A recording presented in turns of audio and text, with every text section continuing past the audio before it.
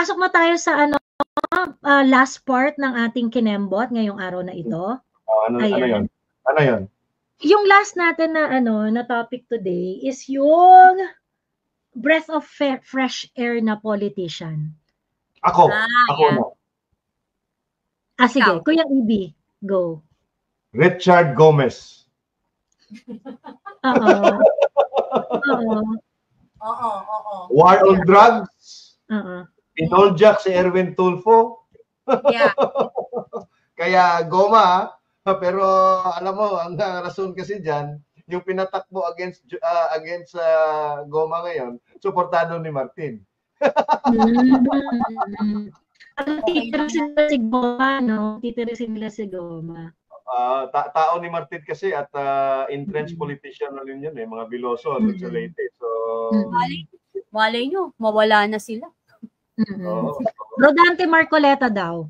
Actually, I would say yes in a sense kasi nung una parang ano ba to kung Marcoleta, bakit pinupush niya yung PI? Bakit ginajustify niya yung sinasabi nila Marty? Yung may mga ganun pa. And then, I think earlier this year also, he was on the issue of COMELEC against Chairman Garcia. Yeah. Na merong mga underlying issues na, naku, bakit ano kayang ginagawa? Ano kaya yung game dito ni Kong Marcoleta? Kasi baka is he being used as an instrument para makabalik ang Smartmatic dahil doon sa pang-aaway niya kay Kong Garcia, kay Chair Garcia sa contract ng Miro. Yan. Yung mga ganito, parang ano kaya nangyayari? Ano kayang nito? Ano kayang nag-live pa nga tayo dyan, Joey, with Attorney Glenn Chong doon sa Davao tayo eh. We were Oo. At it was actually Glenn Chong na sinabi niya, no? Diba? Sinabi na doon. So ngayon talagang sabi ko, tangina, tama talaga si Attorney Glenn, no? Nung sinabi niya. Kasi after nung live natin doon at saka after i-articulate ni Attorney Glenn Chong yung analysis niya doon sa mga nangyayari. Nag-iba yung binitawan ni Kong Marcoleta not because Chair Garcia is clean. Not because Chair Garcia is clean. It's because of possible implication nga na it might bring a pathway, it might clear the pathway for the Smartmatic comeback. An unintended consequence. Unintended consequence. Ayun. So, yun. Yung part na yun, parang, shit, kakampi pa ba natin si Kong Marcoleta? Ganyan. Kakampi pa ba natin siya? At nung dumating na nga, yung moment na inaasahan mo magsalita si Kong Marcoleta, nagsalita siya ng bonggang-bongga. Ito yung time nung, yung budget deliberation ng Office of the Vice President. Ayan. So talagang he came through and talagang namang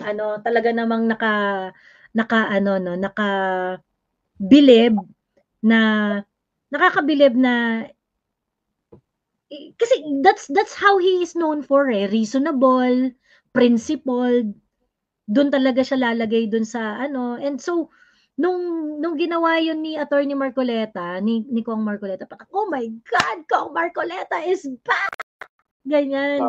Parang I love you, Kong. Oo, ganon. Tapos sinundan pa yun, no? Nung na-sold out na talaga ako sa kanya, doon sa Blue Ribbon Committee, na doon mismo tinanggalan siya ng kanyang vice chairmanship at saka membership sa lahat ng committee. Talagang doon na yun. And I think he knows that Alam niya na risky yung gagawin niya Alam niya na risky yung gagawin niya. Kasi, of course, Kong Marcoleta, just like everyone else, is also a politician. And I think the reason why parang medyo hot and cold siya nung mga first 1.5 year niya sa Congress is because, siguro, ganun talaga sa Congress titimplahin mo talaga yung na hindi mo aawayin lahat, hindi mo in order to push your own agenda as well. So it's like carrot and sticks na game. you really have to do a lot of wheeling and dealing in order to push your own agenda, your legislative agenda, or whatever it is that you're lobbying for sa Congress. Kasi it's a game of numbers eh. So inevitable naman talaga na maglalaro ka dyan. Inevitable talaga yun. That's the system eh. Yun yung yun yung nature ng House of Representative natin eh. But I am so glad na when it comes when the time comes na kailangan niyang manindigan, nanindigan siya talaga. At kapalit nun, ang removal ng kanyang membership sa lahat ng committee. Ayan. You know, remember that he's also part of INC and very principled ng INC. Parang hindi siya pwedeng gumalaw ng mga bagay-bagay na hindi sang-ayon. Second to that, hindi rin natin matatanggal yung almost 20 years na rin siya sa Congress. Alam na rin niya yung galawan dyan. And third is, yun nga, he goes by his principle na try niya i-save yung mga kasamahan niya, di ba, that time, yung may hearing na, are we going to, di ba? Yung parang tinuturuan niya, parang ine-educate niya na hindi nangyari to. Ba't nangyayari to now? You know, ayaw niya kasi mapaya. Kasi part pa rin siya ng Congress in a way, but they don't see it that way. You know? Tama. Sabi ni BCB's Mayor Baste, I have to agree nung nagsalita siya dun sa first na maisog. Nung nagsalita si Mayor Baste dun sa first na maisog, parang, ay shit, finally. Tapos siya kasi yung pinaka-vocal na critic ng BBM administration sa lahat ng Duterte. Yes. Nakakatuwa si Baste, parang pinangatawanan niya na, no? Before noon, parang, parang half-hearted pa siya. Pero ngayon, parang game na siya. At Miha, hindi sa pag-aano sa magkakapatid, ang pinakamalakas ang karisma si Baste. So, Tama. I would have to agree, no, doon sa sinabi na si Baste. Pero idagdag ko na lang, no, kasi in relation to the double agent din eh. Ito Baste, sa maisog doon sa Pampanga, who called out Senator Bongo, na hindi siya nagsalita tungkol sa what's happening in Davao sa KOJC. For a Baste Duterte to call out Senator Bongo. Diba? So, at in relation to that, si Bongo at si Robin Padilla na mga PDP and even Tolentino na PDP pa noon at hindi pa siya nag-resign, are even more quiet on certain issues than Amy Marcos. Diba? Diba? True. Mas hindi nagsalita eh. Kumpara kay Amy, in fairness to Amy, nagsalita siya against the People's Initiative. Siya yung nag-expose siya yung nag-ano ng foreign policy. In-expose niya yung 5 targets ng China. Diba? Pero sina Robin at sina Bongo, wala namang nilabas na very, even Bato for the time. They were not very vocal for a very long time. For a very long time. May mga nagko-comment about kay Wilbert Lee. Itong may malaking tarpaulin to sa Makati Mandaluyong Bridge na like pauwi ako. Kahit no, kahit hindi pa election, ang laki ng mga tarp niya ha. Billboard. Parang sabi ko kakapal na mukha ng mga to, politiko na to. Pero nung nakita ko siya ng agaw ng mic, parang nakaaway yung Quadcom ba yun?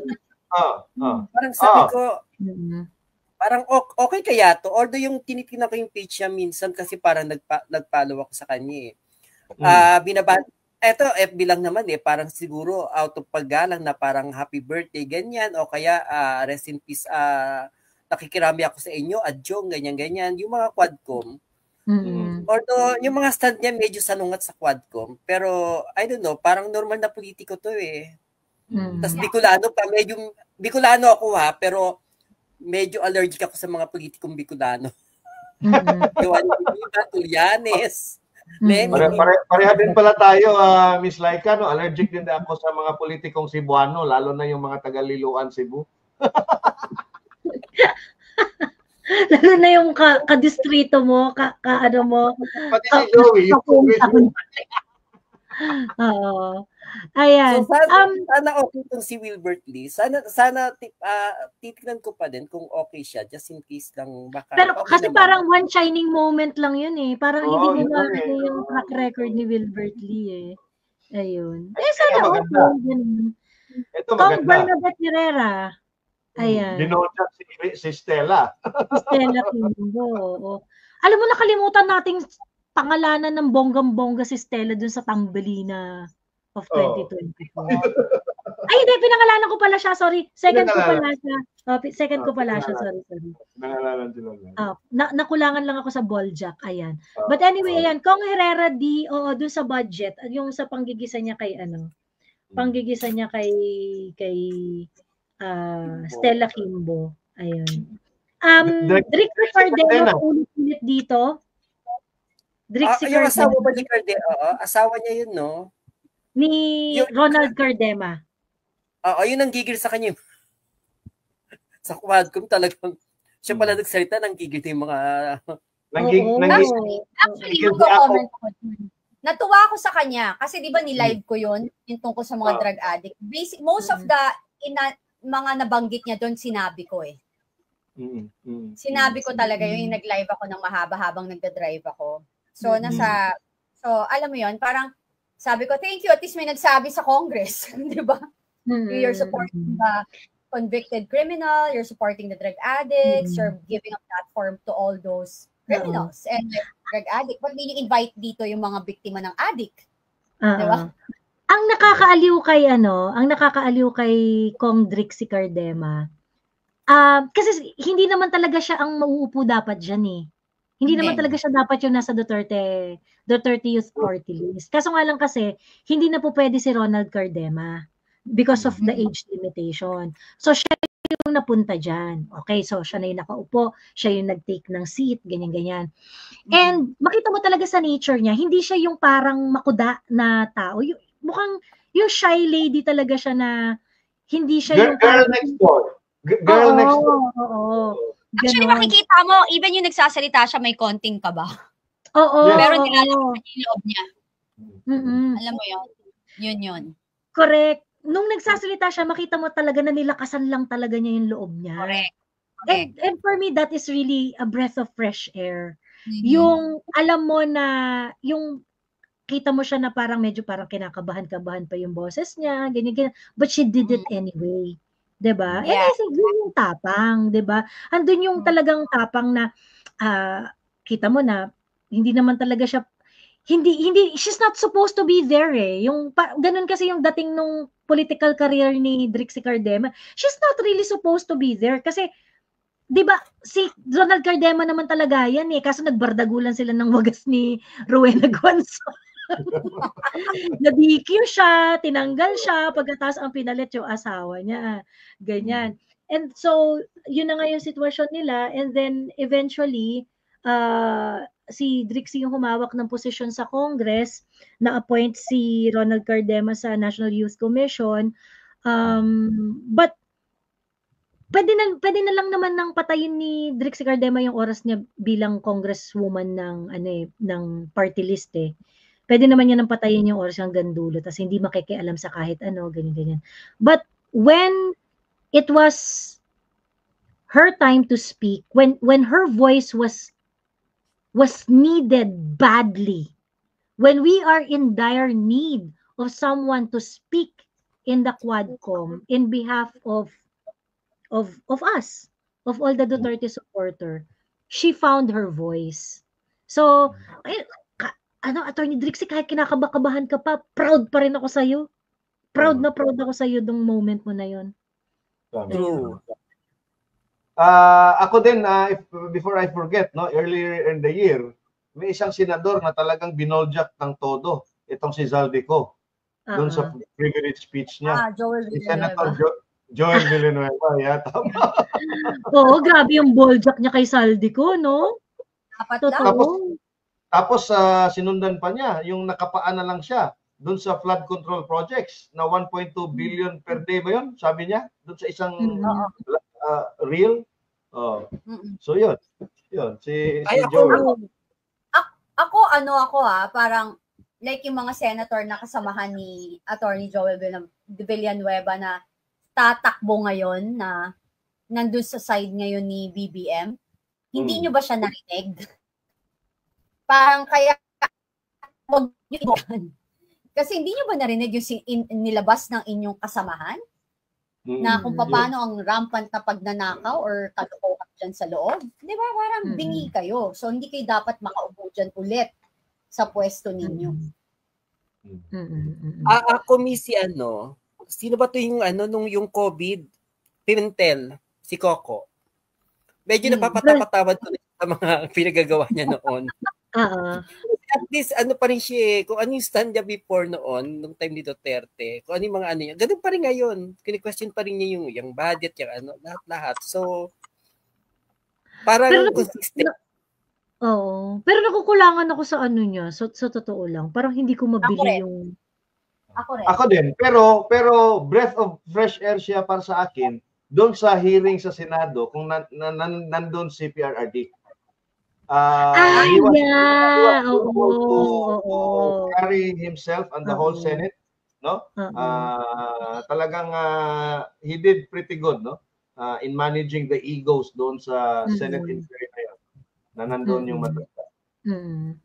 Daniel Long, Governor Mamba raw for him. Yeah, kasi talagang nanindigan to si Governor Mamba para sa Cagayan, 'di ba? Para sa Cagayan. So yeah, I have to agree to Daniel. Ano na rin natin, sama na rin natin si Governor Mandanas when he married at 80 a 32-year-old lawyer. Miss Cathy, di ba? Oo. Ayun. Sabi ni Trilly Linkers,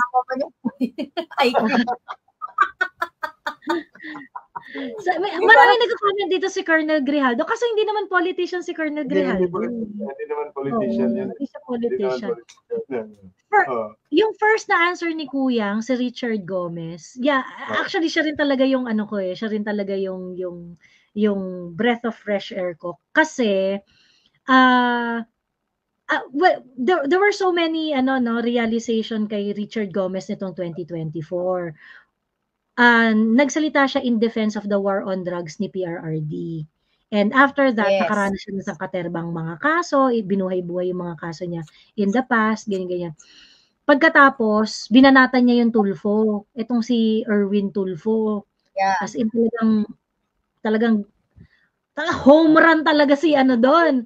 Home run talaga si Goma doon, ganyan. Home run si Goma doon. And he was able to at least he was able to establish na yun kasi importante sa mga politiko, dapat meron kang advocacy. Hindi ka lang yung parang power grab. Dapat meron ka talagang inilalaban. Sa iyong political career, dapat meron ka talagang nilalaban, ganyan. And for Goma, it is against drugs. Kasi sabi ko nga dun sa meron akong content nito yung kay Richard Gomez na dun sa ginawa niya na naaliw ako dito kay Richard Gomez kasi to be fair, consistent siya dun sa kanyang anti-drug na stand. Remember, nung nauuso pa lang yung party list, ang party list dati ni Goma is mamamayang ayaw sa droga. Na-disqualify yun. Na-disqualify yun because it is a government program na nag-register as party list. So na-disqualify yung party list na yun. Nevertheless, you can trace the anti-drug stance of Richard Gomez dun sa early part ng kanyang political career. Pagkatapos, ayun nga, tas later on, itong war on drugs, sinuportahan niya si PRRD ng bonggang-bongga, and nung time na kino-question yung war on drugs, he stood up. Diba? Nag-benefit talaga. Yung bayan ko, nag-benefit talaga dyan, ganyan. And Emilio Torres also issued statements, na? In agreement with Goma. Si Kong, sumablay daw si Goma doon sa carousel. Oo, sablay siya doon. Sablay talaga si Goma. Of course. Hindi naman talaga perpekto lahat ng politiko but there are issues na we can agree on. Basta para sa bayan. Diba? you know, para sa mamamayang Pilipino at para sa bayan na nasa tama. Right. Hindi yung kunwari para sa bayan pero more on sila yung beneficial, magbe-benefit. Ginagamit lang yung word na yun na para sa bayan. Manawagan lang ako sa mga nakikinig rito, kasama na yung mga nagsasabing double agent si Mami Joey, saka kayo Kuya AB. Please lang, kung sino man yung itataas ng kamay ni BBM or yung endorse ni BBM, please lang, wag natin iboto. Iba na lang. Basta wag sila. At saka pwede rin, Mother Laika, pwede rin bang hindi porket artista na, like kahit yung luma, na Lito Lapid, ano ba ginawa? Sabi ko nga kay Joey noon, senator pa po yan. Nagulat niya ako. Nag-senate pa pala siya no? Nagulat niya ako, putang ina, senator pa pala yun. Diba? Ano yun? Tahimik pa kay Mark, si Lito Lapid. Tama siya. Yung mga survey niya, halatang-halata naman. Ayun. Sa kabihira na lang talaga, ang tumataliwas sa admin ngayon. Kaya may guts talaga si Richard doon. To be fair. Yes. Ayun. Yung less popular na mga politician na yung nanindigan. Yung start pa lang ng issue, kaso hindi na to 2023 pa lang to. Si Congressman Ungab. Ayun.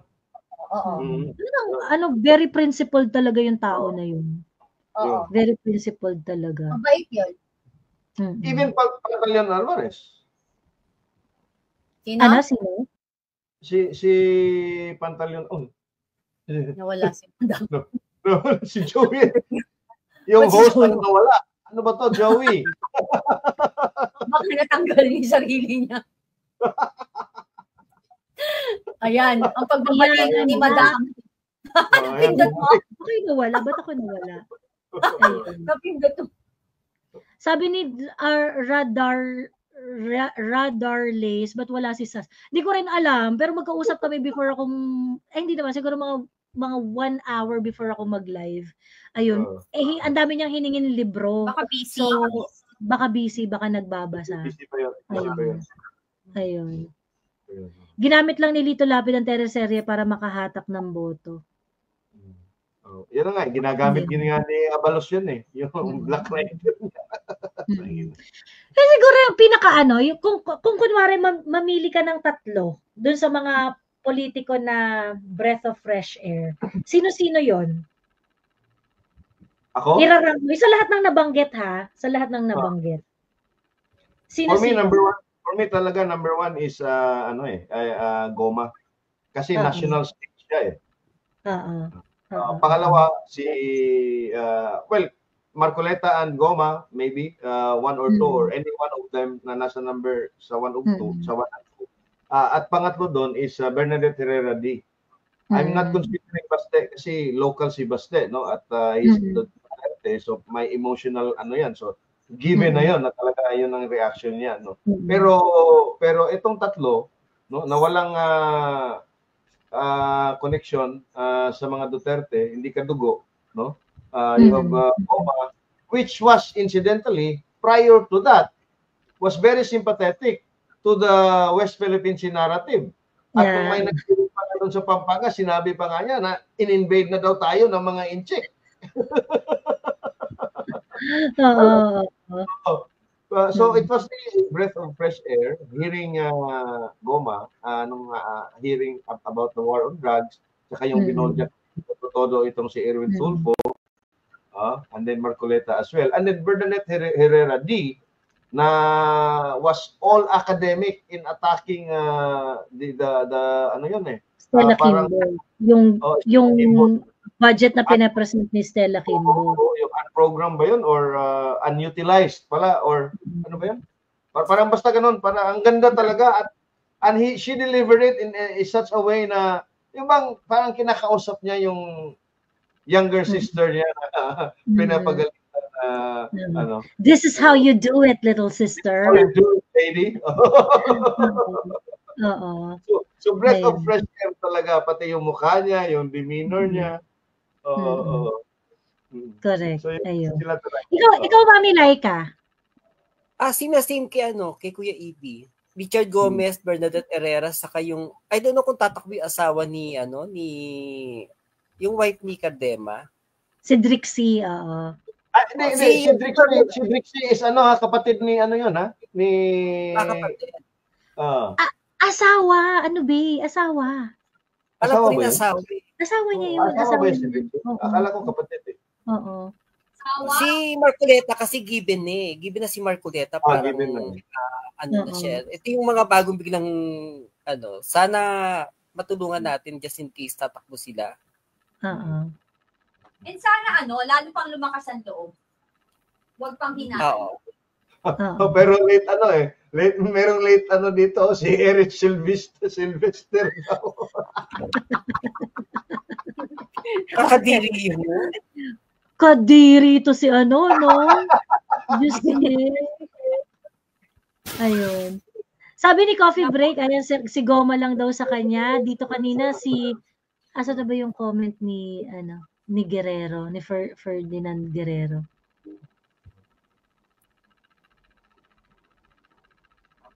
Ano ba yung kay Ferdinand?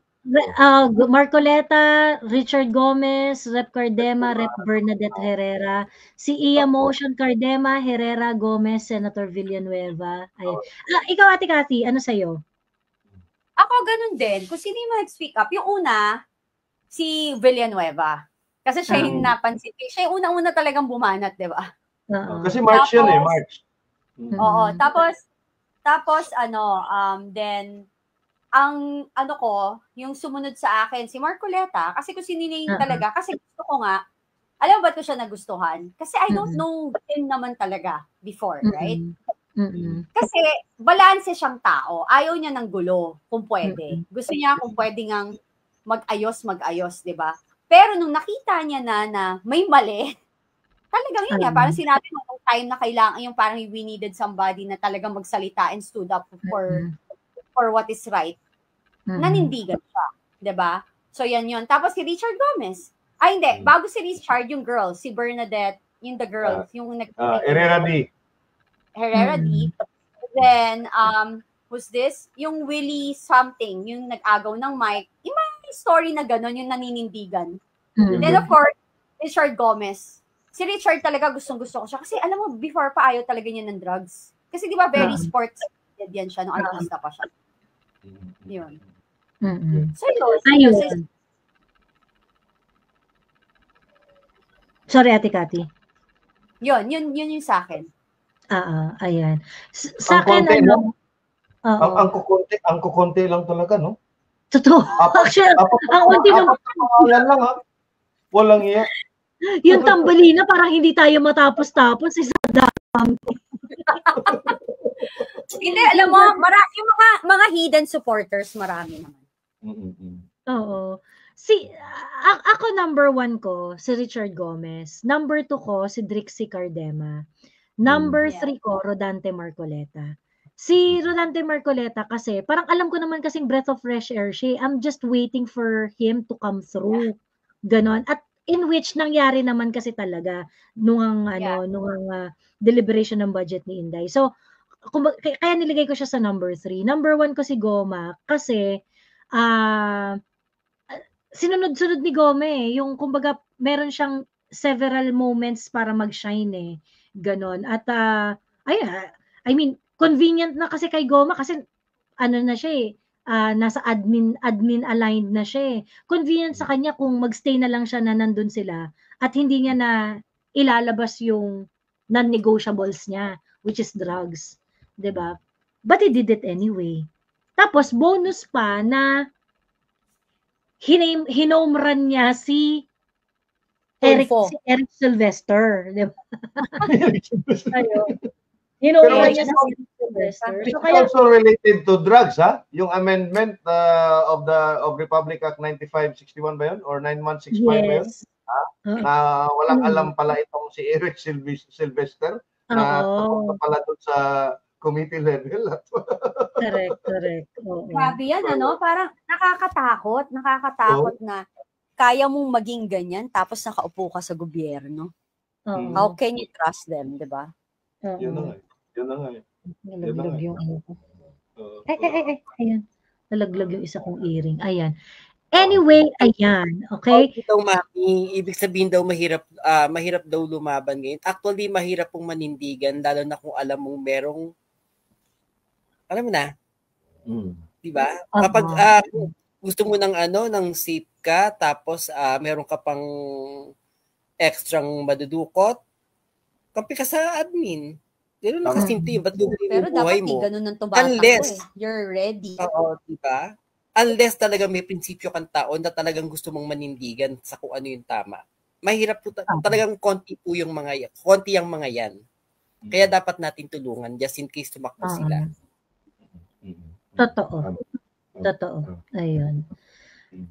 Anyway, ang tawag dito, I think okay na tayo sa na-cover na natin lahat ng dapat ma-cover. Ayan. At mag-5 oras na tong live, kaya tatapusin na natin ito. 5 oras na pala tayo. Oo, nakaka-5 oras na tayo. Tapusin na natin ito. Ayan. At maraming salamat sa mga guests natin today. Yung mga dumalaw at yung mga dumaan, yung mga nakipagtsikahan. Maraming salamat sa inyong lahat. Kuyang Ibi, thank you very much. Mami Laika, kay Rin, kay Tio, kay Beb na dumaan at kay Ate Cathy, thank you very much sa pakikipagdaldalan. At alam ko nagsi-skincare ka na dyan. I know, right? Oo. Closing remarks. Sige, closing remarks na tayo. Ang tawag dito yung what's gonna happen in 2025. Ayan. Sino mauna? Yung malayo. Sige. Ako nakikita ko ng marami ng dala, kumbaga nabibitak-bitak na, nagkakabitak-bitak na. So eventually papunta na rin tayo diyan siguro bago mag 2028. Magiging hindi na yung sinasabi kanina na konti lang yung mahirap kalaban kasi konti lang yung naninindigan. By 2028 makikita mo may hati na yan. So tuloy-tuloy lang natin sa darating na election, kung sino man po iangat ng admin, huwag natin suportahan, please. Kasi kung hindi walang balance of power, pwede tayong, kung anong gusto nilang gawin, pwede nilang gawin sa atin. So, pumili tayo ng hindi nila kaalyado para at least merong balanse ng power sa gobyerno. Yun. Correct. Oo. Ako naman, this year 2025 will be a steep, no? Parang medyo mahaba pang laban to, no? We have the upcoming legislative inquiry daw tungkol sa fake news concerning the bloggers. Sagot na kita, Kuyang. Dito ka na sa amin. Kami yung dalawa nito. Kayo dalawa ni Sir John Abines. Oo. Pwede naman kay Miss Cathy kung may space doon. Dito may mga aso. Maraming kondo yan si Cathy. Pwede kami doon. Magaling kami tumahol, kami ni John Abines. Tapos we're still waiting for the INC rally on January 13. Talaga yung mangyayari. Tuloy na yon. So at after doon, ano nga ba mangyayari? We still have the impeachment of VP Inday na dapat natin ding bantayan. So it's going to be, and then we have the elections coming up in May, at magkakampanya na in February, no? So, kumbaga, we have our hands full, no? Tayong mga double agent dito, Joey, no? Kaya wag tayong magpa-distract kasi ang daming mangyayari Ang daming mangyayari. And dapat focus tayo dun sa, sabi ko nga, if you really want something to happen, ang goal is we really need to find consensus. So kaya dapat itong rally ng INC, dapat lumabas tayo, suportahan natin 'yon. Lumabas tayo, suportahan natin 'yon. Now, if we can demonstrate to the men in uniform that we have built a consensus, the men in uniform can decide. It's easier for them to decide to protect the people. And these are constitutional, ha? These are constitutional.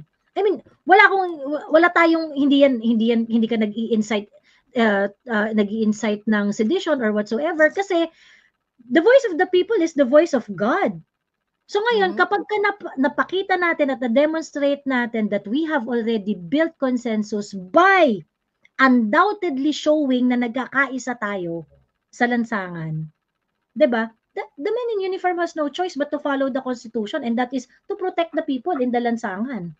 Diba? And the Supreme Court has already spoken dun sa kaso ni former President Erap Estrada. And it has been reinforced time and again na it was within the bounds of the Constitution what they did. So, kung may mangyari mang ganon, na mahihalin tulad natin sa nangyari dun kay Erap, hindi yun unconstitutional, no? It's within our right, no? As the true sovereign tayo mga tao. Pero, yun na nga, absent that compelling numbers na maging confident yung ating men in uniform to step up their game, ang gagawin natin talaga is to be na magmatsyag tayo talaga. We have to be issue driven, not personality driven. We have to be issue driven, and we have to contextualize every issue kung ano ba talaga ang nangyayari nito at sino yung mga nasa likod na mga issue na yan, no? So, ganun lang, and I suppose Joey, Laika, Miss Cathy, and the rest of the Duterte supporters na nagbablog at nagpo-post will continue to do what we are currently doing, even with the impending threats, no, of this investigation. So, tuloy lang, tuloy na. Soldier on. Ayan. True. Ayan. Ate Cathy, ayan, last word. Yeah, my last word will be remain focused on the main goal. Huwag kayong magpa-distract kung kani-kanino. Right now, ang importante is iisa ang ipaglalaban. Huwag niyong tirahin yung kapwa nyo kakampi sa isang labang pinaglalaban. Then, kasi kapag merong ganyan na umaatake sa supposedly supporters ng Duterte, na iisa yung pinaglalaban, it's diniderail kayo, ina-out of focus kayo, tinatanggal talaga, iniinis kayo, and knowing that everybody is very strong on their kanilang layunin, may tendency na maging emotional, may tendency lumaban or pumatol. Wag. Kasi, the more na nagkakagulo, ang sino ba magbe-benefit yung kabila? Yun lang, focus lang doon. Yung personal na gulo at away, after na. Then, we need new leaders right now. Tanggalin na natin yung mga leader na walang paninindigan at prinsipyo, yung mga leader na, yun nga, yung dating sumusuporta sa mga Dutertes biglang bumaliktad. Huwag niyo iboto yun. Walang prinsipyo yun. Mas importante sa kanilang posisyon nila kesa sa mamamayang Pilipino at dun sa tama. Yun, magandang gabi and Happy New Year. Correct. Ayan. Thank you, Ate Cathy. Ayun, magpahinga tayo. Tama si Kuyang Ibi, no? Ang dami nating gagawin ngayong taon na to. Ang dami nating kailangan bantayan. So, kailangan rejuvenated tayo. Kailangan meron tayong lakas, maging healthy. Ayan. And, there are so many things to do. I think unahin natin i-educate yung mga kasama natin sa bahay. Kung ano talaga yung issues. So, ayun, no? Kesa unahin yung mga yung intriga sa mga iba't ibang mga vloggers, ganyan. Kesa i-prioritize niyo yung mga ganyang issue. Balik na tayo dun sa totoong laban. Yung totoong laban is we need to find consensus. We need to build consensus. We need to be the undoubted majority. And in order to do that, we have to educate yung mga tao na kapaligid sa atin. 'Di ba? We have to do that. Ayun. So January 13, I think INC is going to launch a massive peace rally. And the peace rally calls for